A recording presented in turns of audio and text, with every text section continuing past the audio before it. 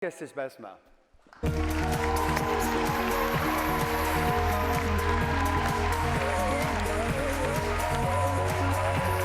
Buddy.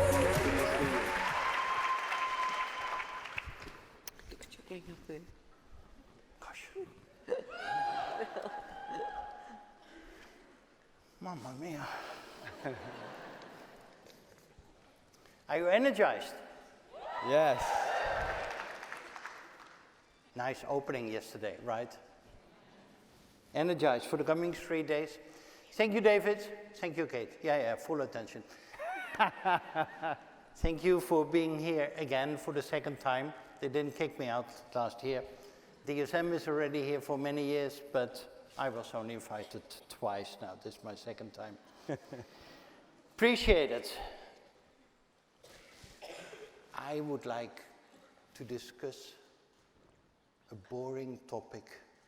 Sorry, it's early morning. The economy.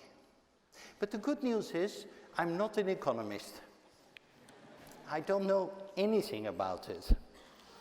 I am a biologist. And I thought, since the economists are using our language, survival of the fittest of Darwin, we need to be the strongest, and that is the economic model. Well, if they are using our heroes like Darwin, who, by the way, meant this totally different, why can I not, as a biologist, infringe myself a little bit in the economic science, if that is a word? So I would like to talk about the economy. Because indeed, Darwin, when he wrote the book, The Origin of Species, where we all come from, and survival of the fittest, did not say that the fittest, the strongest, will survive. He said the opposite. He said, to my own surprise, to my own surprise, Origin of Species, it is not the strongest, it is not the biggest, it is not the fastest, but to my own surprise, it is the fittest, the one who is the most adaptive, who will survive. And for mankind, even collectively. So, do you know what DSM is? No, it is very, it's very promising. Let me do that then in 1 minute. David already said we are 117 years old, not 115 years old. Our purpose is to create brighter lives for all. DSM was founded 117 years ago as Dutch State Mines, shortened as DSM.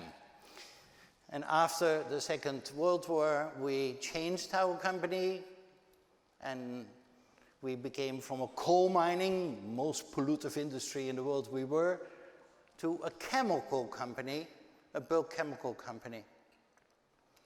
And we went into petrochemicals and those kind of things. In the last 2 decades, we transformed ourselves again, and we became a science-based company in nutrition and in materials, especially addressing sustainability. So those of you who eat from time to time, very wise, most likely you eat our ingredients without knowing. The healthy ingredients especially. Vitamins, minerals, texturizing components, fatty acids, the healthy ones, all products of DSM. But also on sustainable energy or making all kinds of products more sustainable. That is the DSM of today. So we are not so Dutch anymore. We are an international company, 10 billion sales, 25,000 people of 250 locations worldwide. We are not owned by the state anymore because decades ago, when the mines were closed, the state issued the shares on the stock exchange. And the mines, yes, we closed. But we kept the 3 letters, DSM. That is what we kept out of the past. And we are now a company active in health and nutrition, in climate and energy, and a company in resources and circularity. That is the domains. And we develop products to make fishing more sustainable, to make your food more sustainable, to take care that we don't need to empty the oceans and we can feed our fish with algae oil also in fish farms. Or that we can reduce the methane emissions of cows on the rear and the front end, so to say, of the cow. They emit some methane, and we can reduce that with 30%. Or we can make your carpets, our carpets, more circular and not to create waste. Or to not send back any more energy to the sun, because we send back a lot of energy to the sun. And for the coming 5 years, the sun does not need that. 5 billion years. Sun does not need that energy. So if we take coatings on solar panels and absorb all the energy and not reflect the part back, we can make it more effective. That is the DSM of today. Changed a couple of times. Now, why is it that I'm here? I'm here for you. Or, you didn't thought about that, you were here for me. And I appreciate that. Because I'm going to benefit from you. I'm having meetings with our own DSM people, with the people we sponsor, with several of you later on, because I want to learn from you. Why? Because in every generation, and when I was young, not in my time, my wife said that sometimes to our kids, in our time, and I said, no, this is our time also. I mean, don't talk like that. I'm not that yet. So, I don't want to talk about in our time, but when I was younger, I mean, of course, the future is always owned by the next generation, because you will live longer here. So I would like to shape that future together with you. And that is possible. If millions of young people are on the streets to protest or to argue, to address climate change faster, if a young girl out of Stockholm, 16 years old, can create a revolution, then the voices of young people can be heard. I want to meet you. I want to share thoughts with you. I want you to inspire me. I try to inspire you, and especially your voice should be heard. And you should take the liberty, take even the responsibility to shape together with many others.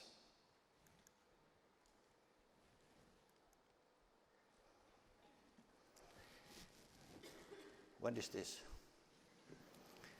This is the Orange Book. This is what played an important role in my career. I made fast career. And if I'm honest, in the beginning, I liked that.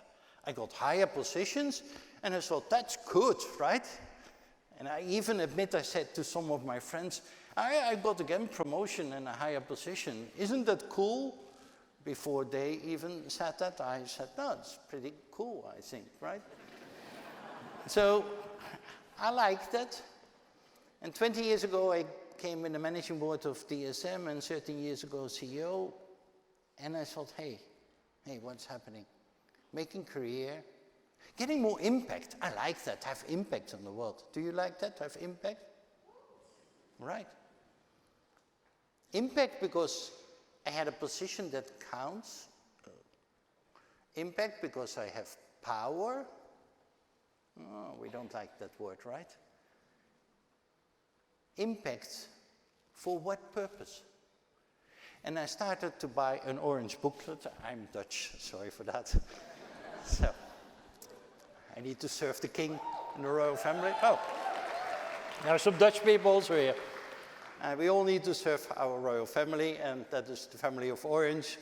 So I bought the booklet, and I start writing down things, ideas, thoughts, but also reflections to myself, to read 3 months later, half a year later, whether I was energized in a session and I had an idea to go a certain direction and I felt the responsibility, and whether I was also taking that really up. Because if you have more impact, if you have more power, then I hope you develop your feeling of responsibility also. A lot of impact and a lot of power with a low level of responsibility is a very dangerous combination. So I hope that that is in balance. So, trying to write down things for myself, trying to think about leadership. You're leaders as well. Who of you is leading something? This is interesting. Nobody of you. You're leading more than you think. Leaders does not have only big organizations with tens of thousands of people. Leading is getting things to a certain direction. Leaders belong to the so-called elite. And I start reading about it. The elite. And some people said a couple of years ago, you belong to the elite. And I thought, oh, really? Let me look up what it is. The elite are those who are privileged. That's the upper layer of society. It's those who earn most money, according to the dictionary. Those who are best educated, best trained group in society. It's very funny, if you look up the elite, that those terminologies are used. You find nothing about responsibility. I ask myself, if you want to belong to the elite, I'm fine. But that goes together with a responsibility. How can you be privileged? How can you be looked up if you take no responsibility? So, the elite, the leaders, need to take up responsibility. Did we do so? Are we taking up our responsibility? Let's have a look to a couple of topics. Economy, I said I'm a biologist, so if I derail, I'm not an economist. But is the wealth distribution in the world, did we manage that over the last hundreds of years? A little bit in a well-balanced way? The 20 richest people in the world have as much as 3.5 billion other people. A row like this, first row, 20 people, have as much as half of the other half of the world. Are there any of those 20 on the first row? Pity for you. Or the 0.5% richest people in the world. It's a little bit bigger group, but not that big than 20 people. They have as much as 99.5% of the rest of the world. Or that includes all of us. Now or soon, I'm sure you will belong to the billion richest people in the world. It's not difficult to belong, if you have some income, to the billion richest people in the world. The billion richest people in the world consume 45% of all resources and think they have the right to produce 45% of global waste, leaving the almost other 50% to the other 6, later on 7 or 9 billion people. Is that a fair? Is that the sustainable distribution? Can that continue? How did we develop our economic system? Well, we developed civilization. We abandoned slavery. We developed ourselves as a society due to our economic prosperity. With almost 1 billion people go to bed hungry every day. With today, when we are here at One Young World, there are 9,000 people who die due to a so-called shortage of food. There are 9,000 children today who will die in the arms of their own parents because we think that there's not enough food. There are 9,000 people who lived in the last couple of weeks a life without any future, not any planning, struggling every day for survival. That's a disaster today. I'm sure it is in the newspapers. I looked up this morning, nothing. Why not? If there's a big crash, a big incident, it is in the newspapers. Why this not? For the ironical and cynical reason, it happened yesterday also. For the cynical, ironical reason, it will happen again tomorrow. No news. Really? Or climate. Does the system work if 4 years after 200 leaders of countries come together in Paris and say, now it is over, we make a climate treaty, now the 200 leaders of the world will go one direction. Now maybe one said later on, well, let's nuance that a little bit, but still. And 4 years later, we get a report, we are derailing already of this long trajectory. And some countries like Bangladesh or countries in the Horn of Africa say climate mitigation, I want you to address climate adaptation. I cannot survive today already anymore due to the way you have dealt with the climate and it's impacting us. Or circularity. We developed a linear economy, taking things out of the ground or growing things, producing something, consuming it, and after that we throw it away, it's waste. There's nothing in the world which is linear. Everything is circular. Life itself is circular. Nature developed everything in a circular way. I know it, I'm a biologist. Everything is circular. The only species is that, well, if things are unlimitedly available, nothing is unlimitedly available. Well, if things are unlimitedly available, you can do it in a linear way and just produce waste until you hit the wall. And you need to redesign your supply chains, and you need to redesign your system. Because you will hit the wall otherwise. And the good news is, all the molecules, all the atoms remain on planet Earth. It's a fairy tale that somebody at night is stealing our atoms and there's a scarcity of materials. Everything remains on planet Earth, but we create waste. So, if the system for our economy is not totally perfect, who made all that mess? Could that person stand up, please? Is that a fair question? Oh.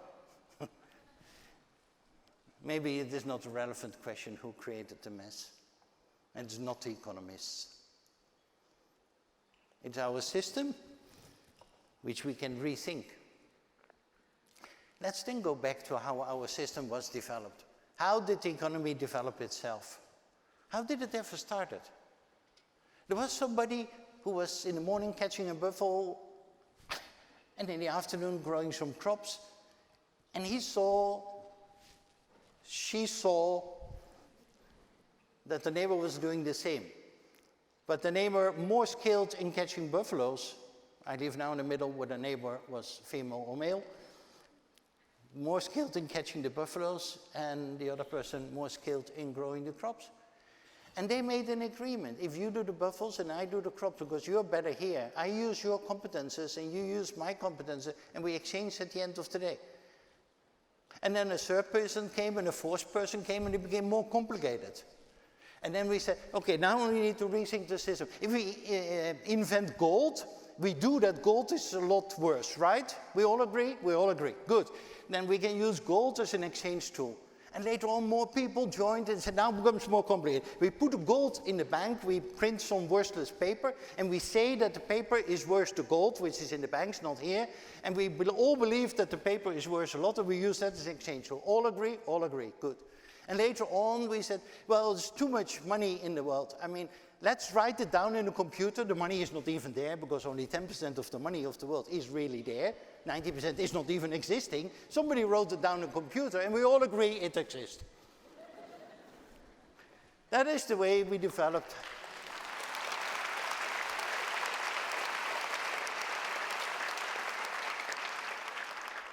That's the way we developed our economy. Is that good to use each other's competences? Yes. Is it good to have globalization? Because globalization is using each other's competences. That's good. Is it good to create prosperity with that, what we did over the last decades? That's good. But did we create prosperity for all? Or did we contributing all the countries in the world, or in all countries, all the people?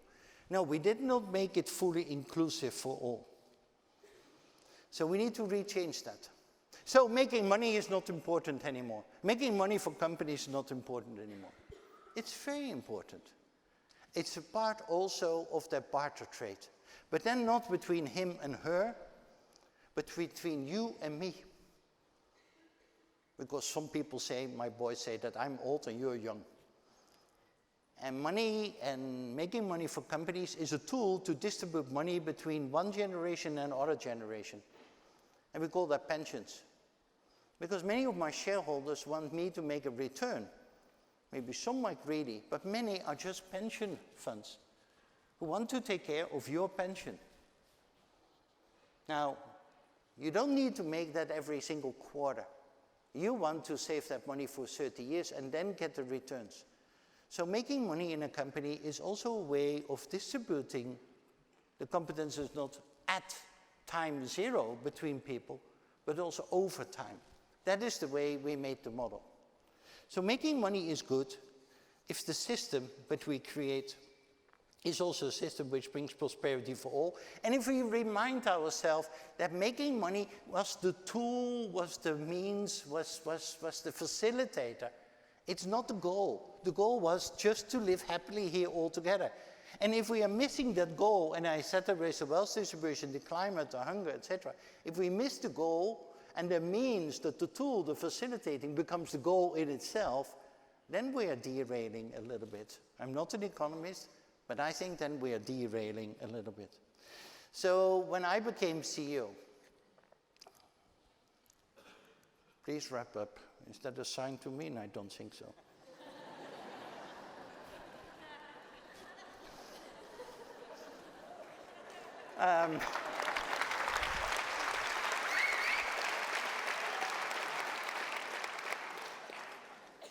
But I will.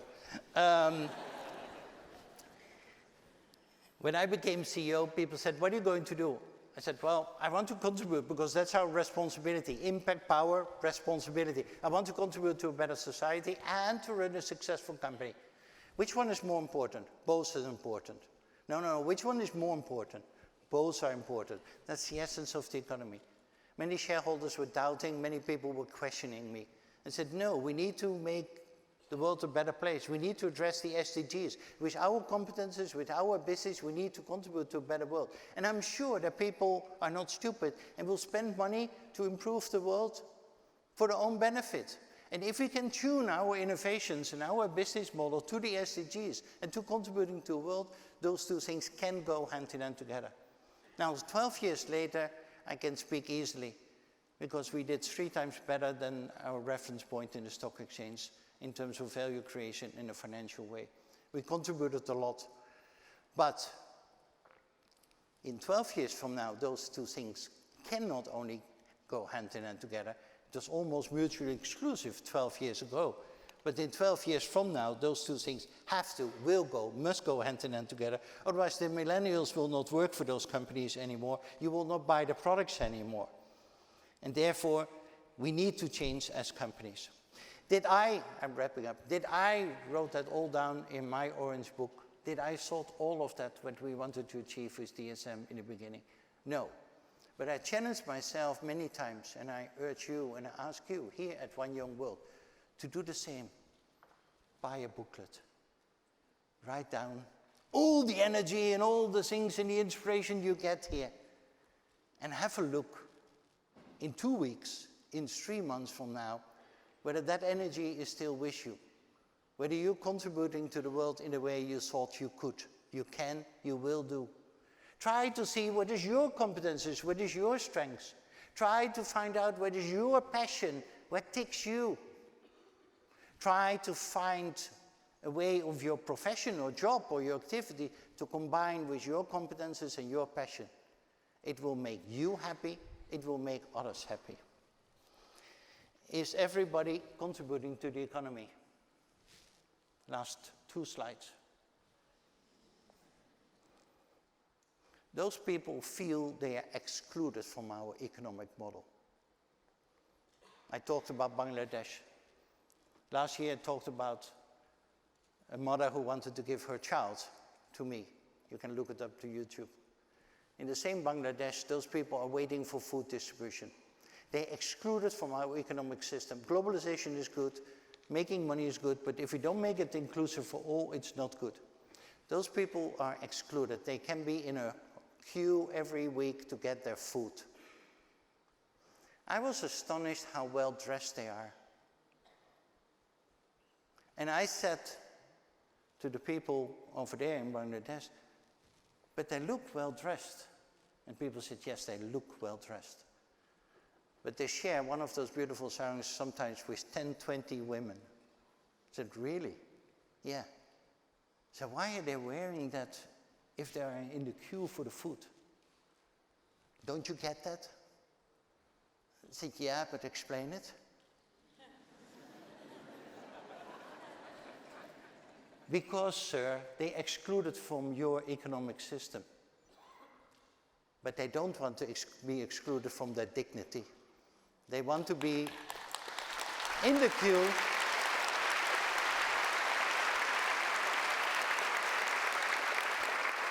They want to stand in the queue in a dignified way, waiting for the food. I close with a hug. A hug in Swaziland of a young boy. We're helping that place where most orphans are going to, most schools are possessed by the orphans. People, the parents died out of AIDS. Many of those kids have no parents and are full-time on the school. We help them with bringing food, etc. At a certain moment I was interacting with the kids and this boy hugged me. And I said, stupidly innocent to the teacher, he likes what we do, right? And the teacher said, yeah. I said, not? All the food help we bring with the UN and DSM? Sir, he's 10 years old. Do you think he has any clue what the UN is? Or DSM even? Give me a break, even this room doesn't know what DSM is. So, I mean, that's not the reason. But he likes the food help we give. Sure. Not even that? No, sir. So why is he hugging me then?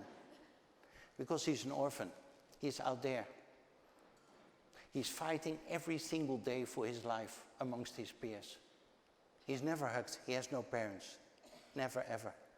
And apparently you went through your knees and he felt the liberty to hug you and he just wanted to be hugged. It's not more complicated than that. And I thought that hug is a hug of a next generation, is a hug of the inclusiveness of all people in the world to get them involved in our economy. So I say to you, stick out your neck. Doing well, doing good can go hand together. You can shape the world. Explore it. Enjoy the ride. Make something of your life and the life of other people. Give a hug like I or the boy give a hug to me. Thank you very much.